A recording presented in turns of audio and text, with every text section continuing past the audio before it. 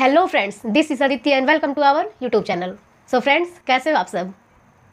I hope आप सब अच्छे होंगे और एकदम बेहतरीन ढंग से अपनी पढ़ाई को कंप्लीट कर रहे होंगे। ठीक है, आप सबको पता है कि अभी एग्ज़ाम का टाइम है, एग्ज़ाम्स अभी आपके आने वाले हैं। ठीक है, शेड्यूल्स आ चुके हैं, तो आपके लिए ये वीडियो बहुत ही बेनिफिट होगा। अगर आप SU से हो, मीन्स की सिद्धार्थ यूनिवर्सिटी DDU से हो, तो आपके लिए ये वीडियो बहुत ही बेनिफिट साबित होने वाला है। ठीक है, आपके अगर पेपर में मॉडर्न फिजिक्स अगर है, ठीक, तो आपके जितने भी इंपॉर्टेंट क्वेश्चंस होते हैं वो सारे इस वीडियो में, इस लेक्चर में आपको बताए जाएंगे। चलो अभी देखते हैं अपने क्वेश्चन सीरीज। क्वेश्चन नंबर 1 क्या कह रहा है? क्वेश्चन नंबर फर्स्ट है, the fundamental laws of physics are the same in all those frames which are. Option number A is rotatory frame, option number B is inertial frames, option number C is accelerated frames and option number D is frames connected to earth. आपका option number B सही हो जाएगा। ठीक, question number 2 है, in Michelson Morley experiment if the effective length of each path is 7 meter and wavelength of light is 7000 angstrom, then Franz displacement is. Option number A is 0.2, option number B is 0.1, option number C is 0.4 and option number D is 0. आपका option number A इसमें correct हो जाएगा। Question number 3 is the reference frames where fundamental laws of physics are invariant और called. Option first है rotational frame, option second है inertial frame, option third है accelerated frame and option fourth है frames attach to earth. इसमें आपका option number B correct हो जाएगा, मतलब कि इनर्शियल फ्रेम आपका क्या है, सही है। क्वेश्चन 4 पे आते हैं। क्वेश्चन 4 क्या कह रहा है? Frames for which the law of inertia is valid और called. Option number A is inertial, B is rotational, C is non inertial, D is none of these. आपका इसमें ऑप्शन नंबर ए करेक्ट हो जाएगा, मतलब कि inertial आपका सही हो जाएगा। ठीक है, अगर आप ये सोच रहे हो कि मैम अभी एक्सप्लेन नहीं कर रही है, अगर आपको कोई डाउट है तो आप वो कमेंट बॉक्स में लिख सकते हो, हम उसको एक्सप्लेन कर देंगे। ठीक है, अभी एक्सप्लेन क्यों नहीं किया जा रहा है उसका रीज़न समझना, क्योंकि अभी टाइम कम है, आपका एग्जाम्स आने वाले हैं। ठीक है, अगर मैं अभी एक्सप्लेन करने लगूँ तो फिर आपके पास टाइम कम है ना, अभी आपको वो क्वेश्चन देखने हैं जो कि एग्जाम में आ रहा है, और वही बच्चे इस वीडियो को देख रहे होंगे जिनको अभी कम टाइम में ज़्यादा से ज़्यादा कंटेंट पढ़ने होंगे। ठीक है, ज़्यादा से ज़्यादा इंपॉर्टेंट क्वेश्चन आप सॉल्व करो। ठीक, आपको ये बेनिफिट उस दिन पता चलेगा इस वीडियो का, जब आप एग्जाम हॉल में से एग्जाम देख के आओगे और आपको लगेगा, आपको ये दिन याद आए कि हाँ आपने इस लेक्चर को देखा था, आपने बिलीव किया था, जो आपको सक्सेस करेगा। ठीक है, चलो आते हैं क्वेश्चन नंबर 4 आपका हो गया है, चलते हैं क्वेश्चन नंबर 5 की तरफ। चलो देखते हैं क्वेश्चन नंबर 5। क्वेश्चन नंबर 5 क्या बोल रहा है? Newton's law of motion is applicable for. अगर न्यूटन्स लॉ मोशन है तो अप्लीकेबल किसके लिए है? Option A is free particles, option number B is moving particles, option number C is rest particle and option number D is none of these. आपका option number A इसमें correct हो जाएगा।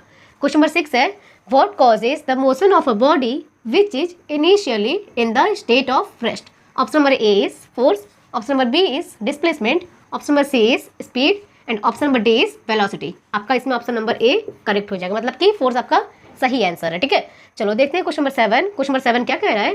Passenger sitting in a stationary car experience a jerk when the car suddenly starts, this is due to. किसके कारण होगा? Option number A है inertia of motion, option number B is inertia of rest, option number C is inertia of turning and option number D is inertia of acceleration. आप बताओ कौन सा option सही होगा? Option number B. ठीक है, inertia of rest. ठीक है, चलो देखते हैं क्वेश्चन नंबर 8 क्या कह रहा है? Which of the following physical concept does Newton's first law of motion explain? Option number first आपका इनर्शिया, ऑप्शन नंबर सेकेंड है एनर्जी, ऑप्शन नंबर थर्ड है force and option number fourth है acceleration. आपका इसमें ऑप्शन नंबर ए क्या हो जाएगा? Correct हो जाएगा, मतलब कि आपका जो इनर्शिया है वो सही आंसर है। चलो अभी आपका क्वेश्चन 8 तक कंप्लीट हो गया है, चलते हैं क्वेश्चन नंबर 9 की तरफ। ठीक है, चलो आते हैं अपने क्वेश्चन नंबर 9 की तरफ। क्वेश्चन नंबर 9 क्या कह रहा है? Which of the following physical concepts does Newton second law of motion explain. Option number A is force, option number B is angular momentum, option number C is velocity and option number D is acceleration. आपका इसमें option number A correct हो जाएगा। ठीक है, चलो आते हैं question number 10 की तरफ। The Michelson Morley experiment was design to major.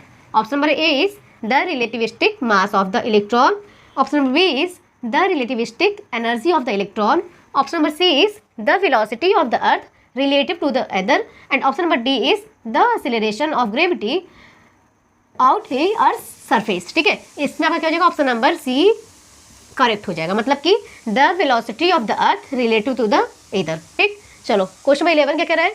Which of the following were one of the conclusions of the Michelson Morley experiment.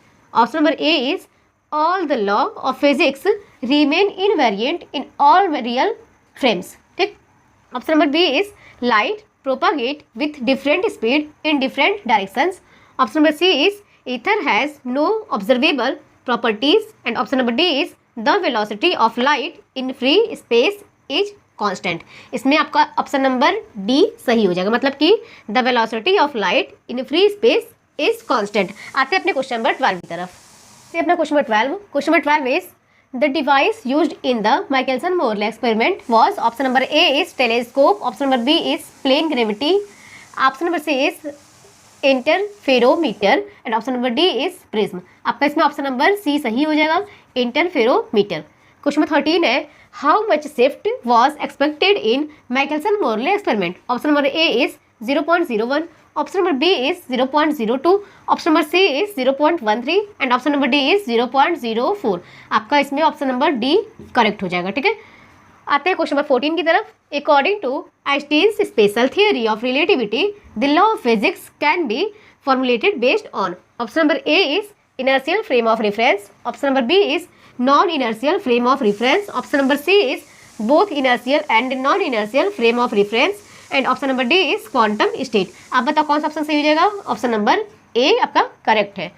आते हैं 15 की तरफ। 15 क्या कह रहा है? A frame of reference has 4 coordinates X Y Z and T is referred to as the, option first आपका है inertial frame of reference, option number second है non inertial frame of reference, option number third है space time reference, and option number fourth है 4 dimensional plane. आपका इसमें option number C correct हो जाएगा, मतलब कि स्पेस टाइम रेफरेंस। आते हैं क्वेश्चन नंबर 16 की तरफ। आते हैं क्वेश्चन नंबर 16 की तरफ।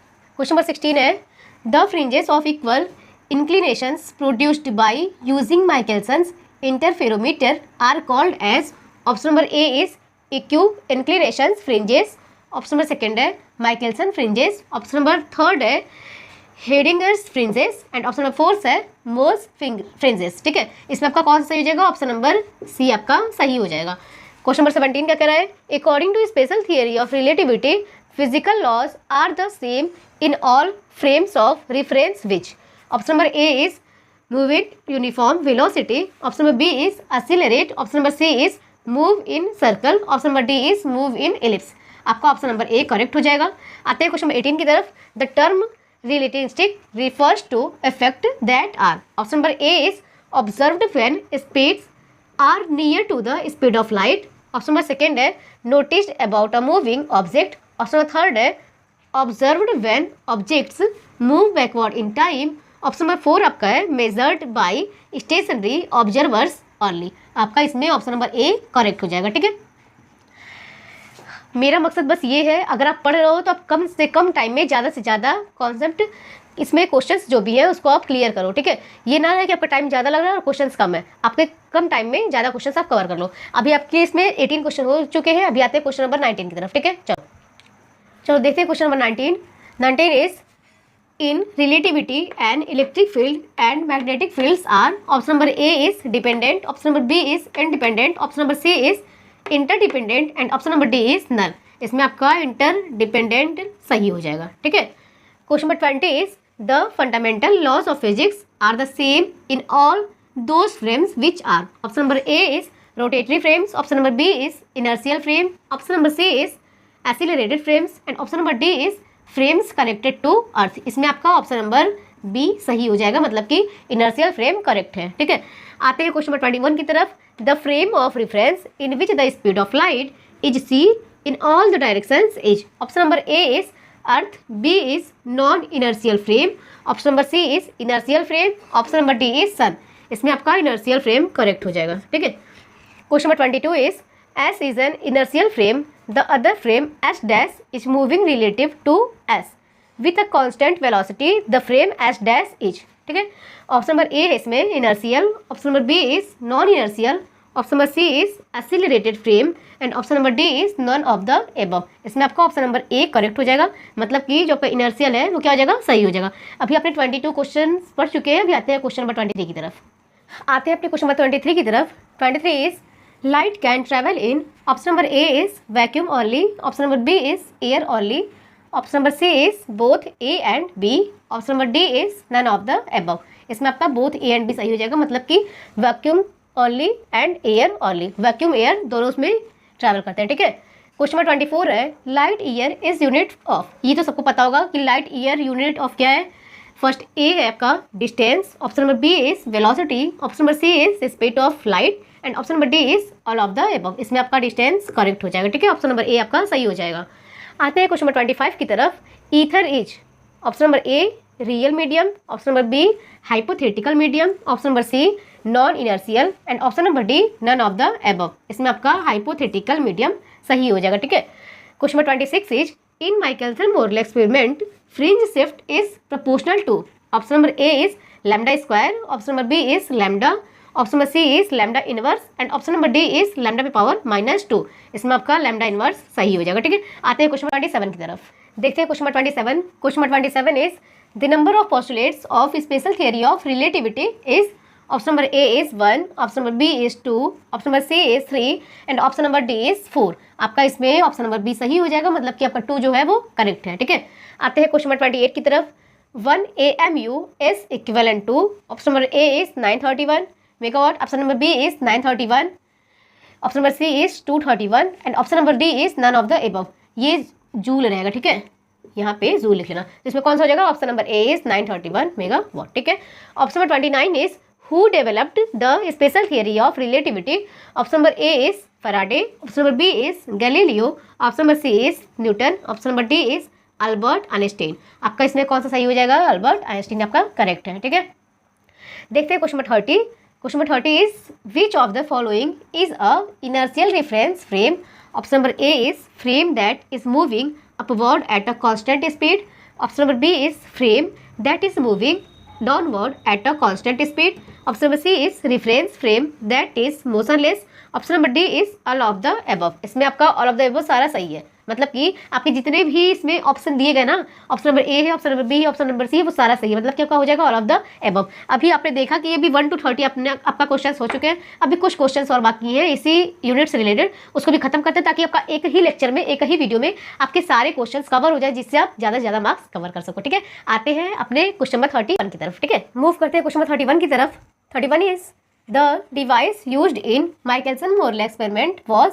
Option number A is telescope, option number B is prism, option number C is pendulum, option number D is interferometer. इसमें आपका ऑप्शन नंबर डी सही हो जाएगा, मतलब कि इंटरफेरोमीटर।